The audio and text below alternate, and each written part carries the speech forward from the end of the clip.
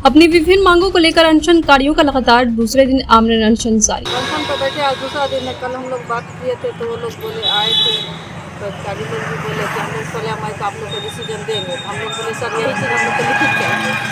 लिखित वो लोग बोले नहीं होगा। हम बोले सर हम लोग अनशन नहीं तोड़ सकते हैं। तो दबंग लोग जो हम लोग को घर पर जाकर प्रभावित करते हैं और धमकी देते हैं कि आप लोग अनशन छोड़िए, हम लोग जो करना हम कर लेंगे। आप लोग के साथ आप लोग आज दूसरे दिन भी बैठे हुए हैं। दूसरे दिन बैठे हैं, हम लोग को न्याय नहीं दिया है। प्रशासन आते हैं, कल आए थे, कहा कि आप 16 तारीख तक रही, आपका सब निराकरण हो जाएगा, लेकिन हम उसके बाद पे निराकरण ने हमको हमको लिखित दीजिए। कल पदाधिकारी ने तेघरा थाना को भेज करके ये कहलवाया कि 16 मई को आपका काम हो जाएगा, रास्ता बन जाएगा, दे दिया जाएगा, आप चले जाइए घर। तो अनशनकारियों ने कहा यही बात आप लिख करके दीजिए या ऑथेंटिक अधिकारी से लिखवा के दीजिए।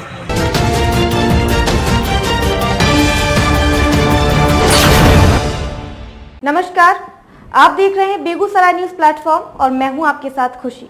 आइए रुक करते हैं आज की बड़ी खबर की ओर। अनशनकारियों के स्वास्थ्य में आ रही गिरावट। एसडीएम को अनशनकारियों ने आवेदन देकर 8 मई को आत्मदाह करने का दिया चेतावनी। अपनी विभिन्न मांगों को लेकर तेघरा अनुमंडल कार्यालय के समक्ष आमरण अनशन पर बैठे अनशनकारियों का आज दूसरा दिन।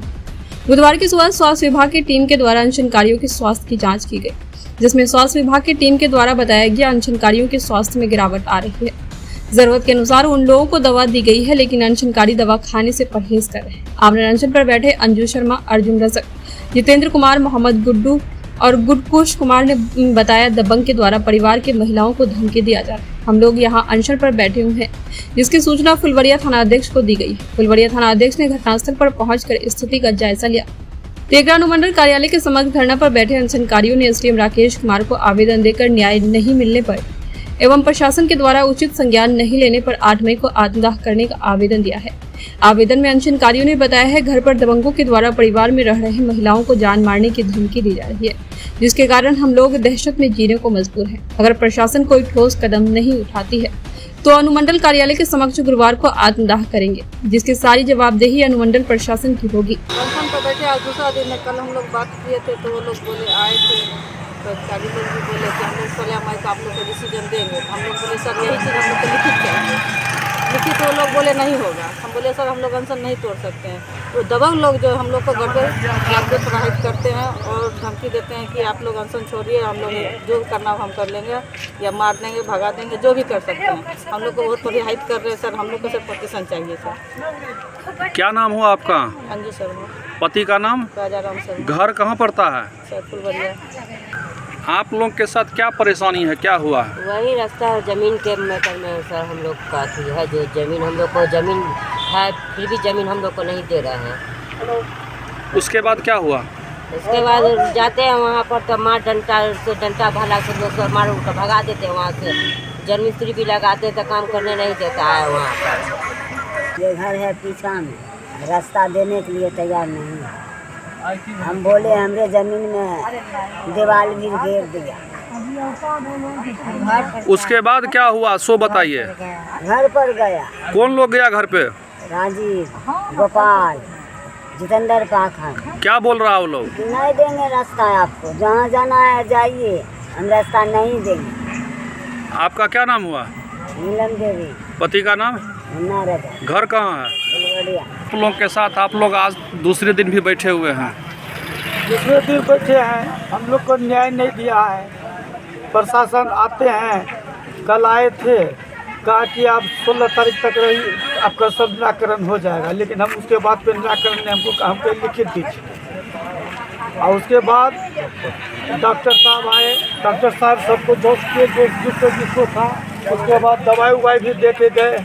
दवाई हम खाने से इनकार कर दिए। जब हमको न्याय नहीं मिलेगा तो जमीन पे जी के क्या करेंगे? रास्ता तो हर सरकार देता है। घर पे हमला, हम लोग आ रहे थे तेघरा अनुमंडल धरना पे 6 बजे।